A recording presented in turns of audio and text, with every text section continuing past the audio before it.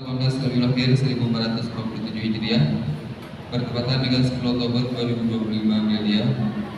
Insyaallah yang akan menjadi khatib Ustadz Mubashirullah LCMA sekaligus merangkap sebagai imam, sedangkan muazzin Ustadz Danuri. Akhirnya kepada khatib dan muazzin kami persilakan dengan segala hormat. Assalamualaikum warahmatullahi wabarakatuh.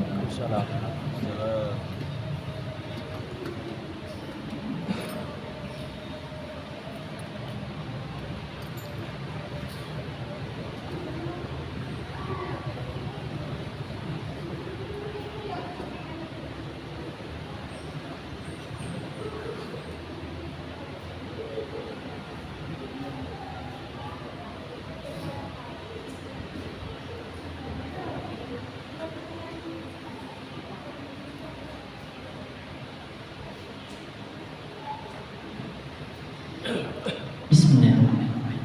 Assalamualaikum warahmatullahi wabarakatuh. Waalaikumsalam.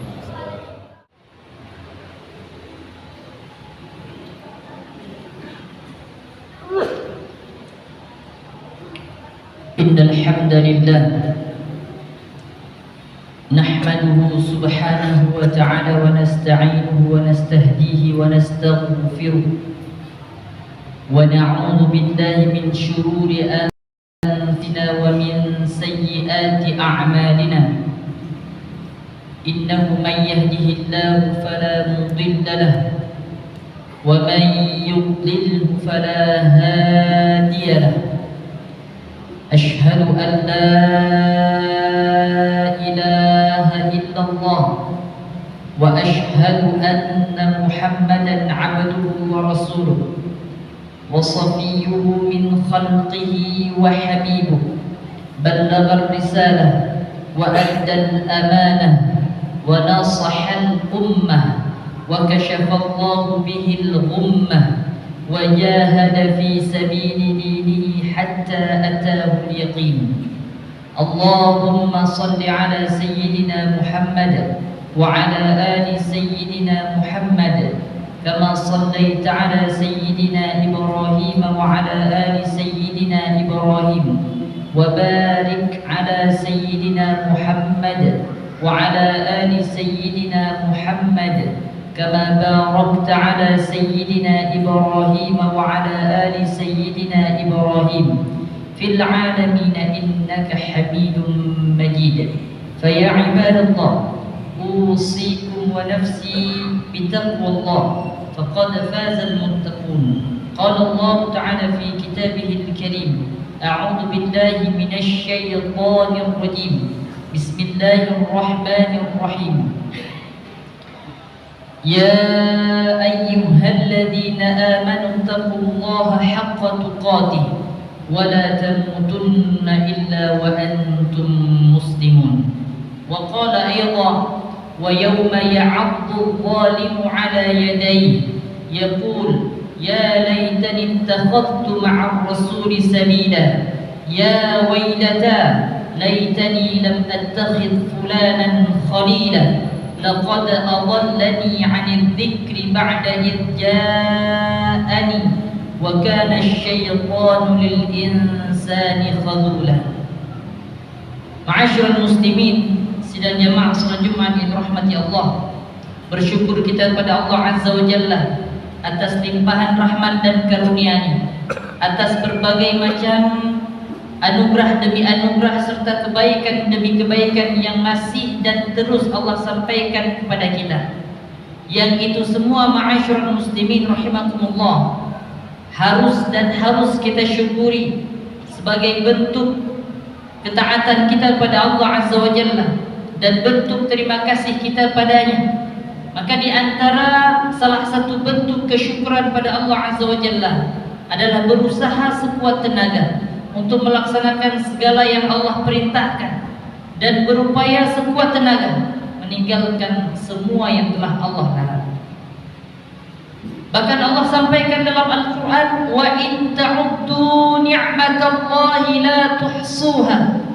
Kalau kalian hendak menghitung berbagai macam kenikmatan demi kenikmatan, berbagai macam kebaikan demi kebaikan yang telah kami hadirkan untuk kalian, maka Maka kata Allah, la tuhsuha, sungguh kalian tidak akan mampu untuk menghitungnya, tidak akan mampu untuk mengkalkulasikannya. Maka ma'asyiral muslimin rahimakumullah, khatib mengajak khatib pribadi dan kita semuanya untuk terus bersyukur atas kenikmatan yang telah Allah hadirkan untuk kita. Salawat dan salam marilah sama-sama kita sajikan kepada Rasulullah Muhammad sallallahu alaihi wasallam.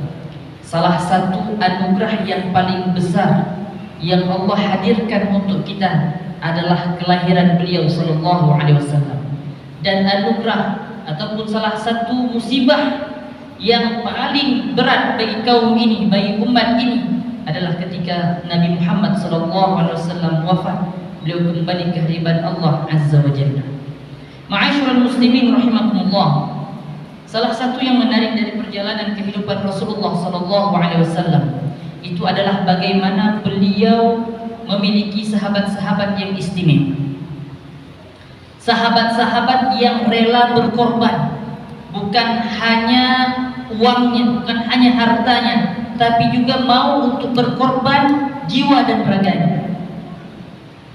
Lihatlah bagaimana di peristiwa Uhud. Ketika itu kaum muslimin sudah di depan mata kemenangan, musuh sudah terdesak mundur. Namun dalam kondisi seperti itu, perintah Rasulullah SAW kepada pasukan rumah yang berada di bukit rumah, para pemanah, di awal sudah diingatkan oleh Nabi, jangan turun dulu sampai semuanya selesai. Namun para sahabat yang berada di bukit rumah para pemanah ulung ini melihat kondisi dan keadaan sepertinya sudah selesai, maka turunlah mereka. Sehingga ternyata tiba-tiba dari belakang kaum kafir Quraisy yang ketika itu dipimpin oleh Khalid bin Walid yang belum memeluk Islam ketika itu ternyata berangkat kembali, bergerak kembali, dan terdesaklah kaum muslimin. Sehingga di perang Uhud Nabi Muhammad SAW juga terdesak, dan sahabat Talhah bin Ubaidillah adalah tameng beliau sallallahu alaihi wasallam. Sahabat Bilal bin Rabah, di awal beliau memeluk Islam, bagaimana kondisi dan keadaan beliau? Ditarik mentari, diletakkan batu besar di dadanya, tapi masih terus beliau mengucapkan ahad, ahad, ahad.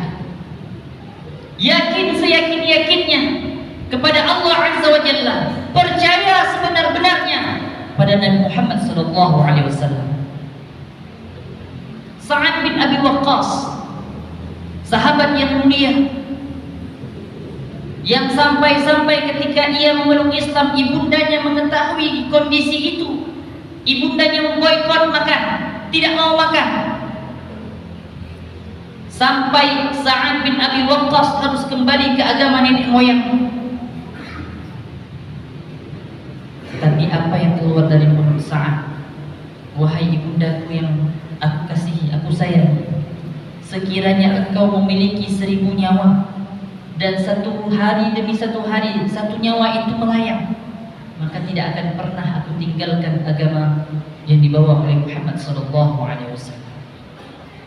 Ma'asyiral muslimin rahimakumullah, maka wajar jikalau di dalam Al-Qur'an Allah mengatakan radhiyallahu anhu wa radu an. Allah ridha kepada mereka dan mereka pun ridha kepada Allah azza wa jalla. Inilah generasi terbaik yang Rasulullah sebutkan dalam sebuah sabdanya, khairul quruni qarni. Sebaik-baik masa, sebaik-baik era adalah era masa beliau bersama dengan sahabat radhiyallahu anhum ajma'in. Ma'asyiral muslimin rahimakumullah, di dalam Al-Qur'an Allah Subhanahu wa taala mengingatkan kepada kita tentang kondisi orang-orang yang zalim kelak pada hari kiamat. kondisi orang-orang yang berbuat zalim baik pada dirinya sendiri ataupun pada orang lain. Orang-orang yang zalim, yang mengganggu orang lain baik dengan lisannya maupun dengan perbuatannya ataupun dengan kebijakan demi kebijakannya, maka kata Allah Azza wa Jalla dalam Al-Quran, wa yawma ya'addu zalimu ala yadayhi, hari ketika orang-orang yang zalim itu menggigit kedua jari jemari mereka, kedua tangan yang memiliki jari jemari itu semua yang digigit. Bentuk penyesalan yang sangat luar biasa yang mereka rasakan. Apa yang mereka katakan? Yaqul, mereka berkata, ya laitani ittakhadtu ma'ar rasuli sabila. Ya Allah, sekiranya saja, penyesalan pertama, ya Allah, sekiranya saja dulu ketika aku berada di dunia, aku ikut dengan apa yang dibawa oleh Rasul. Ya laitani ittakhadtu ma'ar rasuli sabila. Ini penyesalan pertama orang-orang yang melakukan perbuatan zalim ketika di dunia, yang menyesal tidak ikut dengan Nabi, tidak ikut dengan apa yang dibawa oleh Nabi. Ini bisa bermakna dua. Yang pertama, ma'asyiral muslimin rahimakumullah, tidak ikut apa yang telah dicontohkan oleh Nabi, tidak ikut dengan apa yang telah diperintahkan oleh Allah Azza wa Jalla. Allah dan Rasulnya perintahkan kita untuk salat. Bahkan kalau mau yang paling baik, maka salat tepat pada waktunya. Dan bagi kaum lelaki dikerjakan di rumah Allah, di masjid, di menasah, di musalla. Ternyata banyak di antara kita kondisinya beragam. Ada yang sudah stabil salatnya ke masjid, alhamdulillah, tinggal ditingkatkan khusyuk dan khudu'nya pada Allah Azza wa Jalla. Namun masih banyak di antara kita yang susah untuk melangkahkan kaki ke rumah Allah. Berat kakinya untuk melangkah ke manasah, susah kakinya untuk melangkah ke masjid. Ini belum ikut dengan apa yang telah dibawa oleh Nabi sallallahu alaihi wasallam. Nabi Muhammad sallallahu alaihi wasallam semasa hidupnya itu beliau sangat berusaha sekuat tenaga untuk hadir selalu ke rumah Allah, ke masjid. Bahkan di akhir-akhir kehidupan beliau, beliau payah dipapah oleh dua orang sahabat untuk bangun, untuk diletakkan di tempat shaf. Saking luar biasanya beliau ingin menyampaikan pada kita, sampai sakit sekalipun, kalau belum kondisinya kita tergeletak, maka masih bisa mengerjakan sholat di rumah Allah. Allah dan Rasulnya perintahkan kita berpuasa. Ternyata banyak di antara kita Ramadan yang lalu juga sudah mulai tidak ada yang berpuasa. Sudah banyak yang melanggar, diam-diam buka puasa. Na'udzubillah. Diperintahkan kita berbuat baik dengan tetangga, diperintahkan kita berbuat baik pada kedua orang tua, dianjurkan kita bersedekah, infak, zakat dan sebagainya. Namun masih kita tertatih untuk melaksanakan berbagai macam perintah yang telah Allah perintahkan untuk kita dan telah dicontohkan oleh Rasulullah dan para sahabatnya. Ya laitani ittakhadtu ma'ar rasuli sabila. Ya Allah, sekiranya saja dulu ketika di dunia, ya Allah, aku ikut apa yang dicontohkan oleh Nabi, aku ikut dengan apa yang dilakukan oleh Rasul. Makna kedua dengan ikut Nabi atau ikut jalan yang ditempuh oleh Nabi secara lebih luas adalah berdakwah. Setiap kita ma'asyiral muslimin rahimakumullah seharusnya adalah pendakwah. Orang yang mengajak orang lain pada kebaikan, mengingatkan orang lain untuk tidak berbuat kemungkaran dalam skala kita masing-masing. Sebagai kepala keluarga, maka ayah itu adalah pendakwah di keluarganya. Ia yang mengingatkan istrinya, ia yang membangunkan anak-anaknya untuk melaksanakan sholat. Bukan hanya sekedar untuk mengais rezeki yang telah Allah tetapkan, tetapi ada beban lainnya yang Allah sampaikan. Sebagaimana dalam Al-Quran Allah katakan, wa'mur ahlaka bis-shalah wastabir 'alaiha. Perintahkan keluargamu untuk salat dan engkau harus benar-benar ekstra sabar ketika memerintahkan mereka mengerjakan salat. Maka sebagaimana ketika kita kecil dulu, orang tua kita terus dan terus mengingatkan kita salat. Sampai ke tempat kita bermain di rumah tetangga pun itu didatangi, diingatkan kita tentang salat. Sudah kita besar, kita mulai merantau, orang tua kita tetap mengingatkan kita salat. Sudah kita berkeluarga, orang tua kita juga tetap mengingatkan kita tentang salat. Dan seharusnya demikianlah kita terhadap ananda-ananda kita, remaja-remaja kita, pemuda-pemuda kita hari-hari ini. Harus lebih ekstra lagi untuk mengingatkan mereka.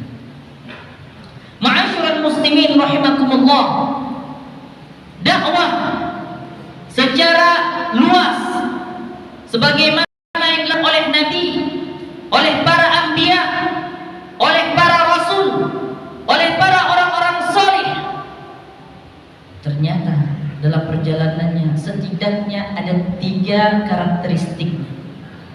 Yang pertama, ma'asyiral muslimin rahimakumullah, ketika mau ikut Nabi SAW dalam makna yang lebih luas yaitu berdakwah, maka setidaknya harus siap dengan 3 hal. Yang pertama, jalannya panjang. Ketika kita berproses mengajak orang lain pada kebaikan, siap-siap, waktunya tidak akan singkat, tidak akan mudah. Nabi Nuh alaihi salam butuh 950 tahun. Nabi Muhammad sallallahu alaihi wasallam butuh 23 tahun. Karena agama ini adalah agama proses, bukan agama hasil. Yang kedua, ma'asyiral muslimin rahimakumullah, berdakwah maka harus siap-siap dengan fakta bahwasanya orang yang mau terjun dalam kegiatan ini itu jumlahnya sedikit. Bukankah Nabiullah Nuh alaihi salam ketika beliau mengajak kaumnya, mengajak keluarganya, hanya segelintir orang yang mau mengikuti ajakan beliau? Dan bukankah nabi-nabi yang lain pun demikian kondisi dan keadaannya?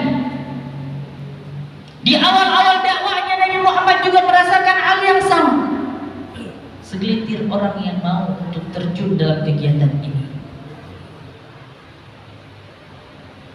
Dan ciri yang ketiga, setelah panjang perjalanannya, sedikit orang yang mau ikut. Ciri yang ketiga adalah dakwah ini berat tantangannya. Bukan hanya harta kita saja yang harus kita korbankan, bahkan nyawa pun bisa melayang. Nabiullah Yahya, Nabiullah Zakaria merasakan hal demikian. Ma'asyiral muslimin rahimakumullah, itu kondisi yang pertama, penyesalan orang yang zalim kelak pada hari kiamat. Yang kedua, ini yang menjadi poin kita. Sebagaimana di awal tadi kita sampaikan, Rasulullah SAW memiliki sahabat-sahabat yang sangat istimewa dan luar biasa. Penyesalan orang yang zalim kelak pada hari kiamat adalah, ya wailata laitani lam attakhidh fulanan khalila. Ya Allah, sekiranya saja dulu ketika berada di dunia, ya Allah, saya tidak menjadikan dia sebagai teman dekat saya. Saya tidak menjadikan dia sebagai sahabat karib saya, ya Allah. Kenapa? Allah sampaikan pada ayat lanjutannya, laqad adallani 'anil dzikri ba'da idh ja'ani wa kana asy-syaitanu lil insani khadula. Ya Allah, sungguh dialah kawan saya ini ya Allah, sahabat yang saya anggap baik ini ya Allah, dialah yang telah menyesatkan saya ba'da idh ja'ani, setelah saya tahu sebenarnya jalan lurusnya. Ketika saya mau sholat, dia ajak saya minum kopi dulu. Saya mau sholat, dia ajak saya main game dulu. Saya mau sholat, dia ajak saya ke warung kopi dulu. Saya mau sholat, dia yang kemudian mengecokkan saya. Saya sudah tahu seharusnya saya sholat, tapi kemudian teman saya inilah yang saya anggap baik inilah yang sudah menyesatkan saya, mengarahkan saya kepada jalan yang lain. Laqad adallani 'anil dzikri ba'da idh ja'ani wa kana asy-syaitanu lil insani khadula. Sungguh ya Allah, yang telah menyesatkan kami berdua itu sebenarnya adalah musuh kami, musuhnya manusia, yaitu syaitan. Maka ma'asyiral muslimin rahimakumullah, di hari-hari yang semakin luar biasa ini, dengan berbagai macam tantangan demi tantangan, dengan berbagai macam kejadian demi kejadian, dengan berbagai macam hal-hal negatif yang semakin banyak kita jumpai di tengah-tengah masyarakat, memiliki sahabat yang baik, memiliki teman dekat yang baik, ini merupakan sebuah kemestian. Dialah yang akan mengingatkan kita ketika kita tergelincir. Hai ho, lunja, urung kopi dia. Kai bang, semayang deh, itu baru saja. Ha ho, nyo, payah lunja, kedih. Man puasa malam, jam 1 malam masih mau keluar. Kagak apa, nggak usah, istirahat aja. Khawatir besok subuh kita nggak bisa bangun. Orang yang terus mengingatkan kita, mengajak kita. Besok ada kajian, besok ada kegiatan di masjid, singgah taman bawa masjid. Maka kalau ada orang-orang yang demikian, sahabat kita yang demikian, pegang erat tangannya. Jangan sampai nantinya di hari akhirat, na'udzubillah, sebagaimana yang Allah sampaikan dalam surah Az-Zukhruf ayat 66, al-akhilla yawma idzin ba'duhum li ba'din adu illa al-muttaqin. Pada hari kiamat kelak, orang yang berteman dekat selama dunia, bersahabat erat ketika dunia, itu saling menjadi musuh, saling menuduh, saling menyampaikan keburukan demi keburukan di hadapan Allah Azza wa Jalla. Dia ya Allah yang sesatkan saya ya Allah, tidak ya Allah, dia. Maka menjadi musuh kelak pada hari kiamat, kecuali kata Allah, illal muttaqin, kecuali orang-orang yang mereka itu bersahabat karena ketakwaan kepada Allah. Dan itulah yang digambarkan oleh Nabi dalam sebuah sabdanya ketika Nabi menyampaikan ada 7 golongan yang akan mendapatkan naungan dari Allah saat tiada naungan selain naungan dari Allah Azza wa Jalla. Salah satu di antara 7 golongan tersebut adalah 2 orang yang bersahabat, mereka bertemu karena Allah, mereka pun berpisah karenanya. Maka ma'asyiral muslimin rahimakumullah, mudah-mudahan kita adalah orang-orang yang tidak menyesal kelak pada hari karena kita salah memilih teman, dan jangan na'udzubillah kita termasuk orang-orang yang tidak mau ikut dengan apa yang disampaikan oleh Nabi Muhammad sallallahu alaihi wasallam. Barakallahu li wa lakum fil Qur'anil 'azim wa nafa'ani wa iyyakum bima fihi minal ayati wadh dzikril hakim wa taqabbala minni wa minkum tilawatahu innahu huwal ghafurur rahim.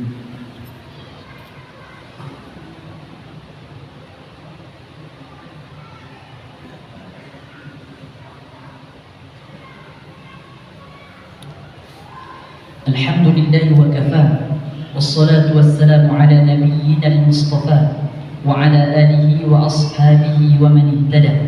Ashhadu an la ilaha illallah wa ashhadu anna Muhammadan abduhu wa rasuluh.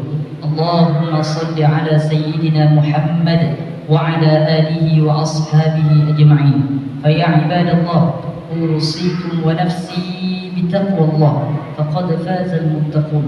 قال الله تعالى في كتابه العزيز: أعوذ بالله من الشيطان الرجيم، بسم الله الرحمن الرحيم. يا أيها الذين آمنوا اتقوا الله ولتنظر نفس ما قدمت لغد واتقوا الله إن الله خبير بما تعملون. وقال أيضا والعصر إن الإنسان لفي خسر إلا الذين آمنوا وعملوا الصالحات وتواصوا بالحق وتواصوا بالصبر. إن الله وملائكته يصلون على النبي يا أيها الذين آمنوا صلوا عليه وسلموا تسليما. اللهم اغفر للمسلمين والمسلمات والمؤمنين والمؤمنات الأحياء منهم والأموات وتابع بيننا وبينهم بالخيرات إنك سميع قريب مجيب الدعوات ويا قاضي الحاجات. ربنا ظلمنا أنفسنا وإن لم تغفر لنا وترحمنا لنكونن من الخاسرين. اللهم أرنا الحق حقا وارزقنا اتباعه وأرنا الباطل باطلا وارزقنا اجتنابه. ربنا اغفر لنا ذنوبنا ولوالدينا وارحمهما كما ربيانا صغارا. ربنا آتنا في الدنيا حسنة وفي الآخرة حسنة وقنا عذاب النار. وآخر دعوانا أن الحمد لله رب العالمين وأقم الصلاة.